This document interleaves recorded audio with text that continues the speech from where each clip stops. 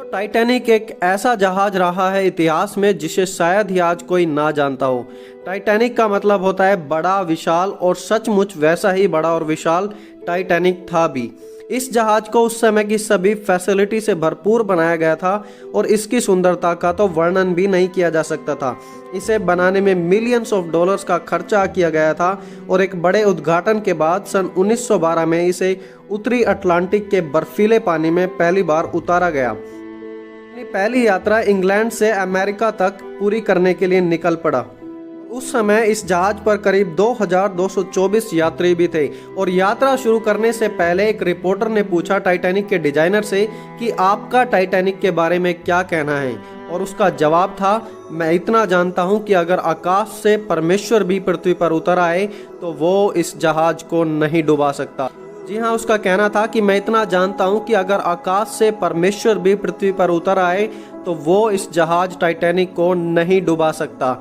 इतना आत्मविश्वास था उनको अपनी रचना में, क्योंकि वो सोचते थे कि हमारे पास सभी फैसिलिटी हैं और यह जहाज बहुत ही मजबूत है। लेकिन समुद्र में 2-3 दिन यात्रा करने के बाद अचानक ही टाइटैनिक को रेडियो के द्वारा चेतावनी मिलने लगी और उन्हें बताया गया कि आगे बर्फीली चट्टान है और टाइटैनिक को एक बड़ा खतरा है। एक के बाद एक 6 चेतावनियां उन्हें लगातार मिली, लेकिन कप्तान स्मिथ ने सोचा कि यह जहाज तो इतना विशाल है कि इसे कुछ हो ही नहीं सकता और हम इसे मैनेज कर लेंगे। लेकिन थोड़े समय बाद जहाज बर्फीली चट्टानों से टकरा गया और आगे का हिस्सा धीरे धीरे टूट गया और जहाज में पानी भरने लगा। करीब 2 से 3 घंटों में जहाज पूरी तरीके से पानी में समा गया और बर्फीले पानी का तापमान जो कि 2 डिग्री सेल्सियस था, उसमें कोई भी मनुष्य 10 या 20 मिनट से ज़्यादा जिंदा नहीं रह सकता था और देखते ही देखते 1517 लोग उसमें मर गए। और उसी समय मनुष्य का घमंड, जो कहते थे कि परमेश्वर भी इस जहाज को नहीं डुबा सकता, उनका घमंड कुछ ही घंटों में खत्म हो गया। दोस्तों, आज जब हम चांद पर जाने की बातें करते हैं और मार्स पर जीवन शुरू करने की बातें करते हैं, क्लेम करते हैं कि पूरे अंतरिक्ष पर आज हमारा कब्जा है, आज मनुष्य की वो ताकत कहाँ है? कहाँ है आज मनुष्य जाति का घमंड? कहाँ है वे लोग जो परमेश्वर के तुल्य अपने आप को बनाने की कोशिश कर रहे हैं? टाइटैनिक में उस समय सबसे अमीर लोग यात्रा कर रहे थे, लेकिन उनमें से एक भी अपने आप को नहीं बचा पाया। उस समय टाइटैनिक के कैप्टन को बहुत सारी चेतावनियां दी गई थी, लेकिन उसे तो लगता था कि परमेश्वर भी उसका कुछ नहीं कर सकता।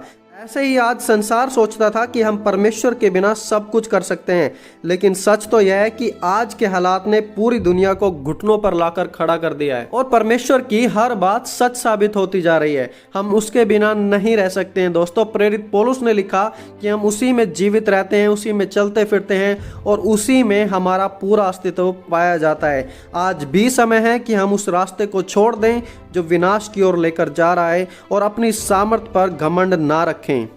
आज जब आपको चेतावनियां दी जाती हैं बार बार, तो उसे बिल्कुल भी नज़रअंदाज ना करें, बाद में उसके जिम्मेदार आप ही होंगे। दोस्तों, परमेश्वर के बिना हम कुछ भी नहीं है, कुछ भी नहीं।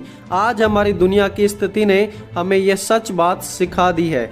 और मेरे दोस्तों, आज जो आप इस वीडियो को देख रहे हैं, याद रखें कि हम परमेश्वर के द्वारा तो सब कुछ कर सकते हैं, लेकिन उससे अलग होकर हम कुछ भी नहीं कर सकते। प्रेरित पौलुस ने कहा, जो मुझे सामर्थ्य देता है मैं उसके द्वारा सब कुछ कर सकता हूँ।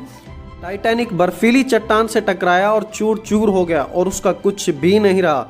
यीशु ने कहा, जो मेरे वचनों को सुनता है वह चट्टान पर घर बनाता है और कोई भी आंधी, कोई भी तूफान उसे कभी नहीं गिरा सकता। इंसानों द्वारा बनाया गया टाइटैनिक टूट गया और लोगों को नाश भी कर दिया, लेकिन परमेश्वर के द्वारा बनाया गया नूह का जहाज, उसने लोगों को जीवन दिया।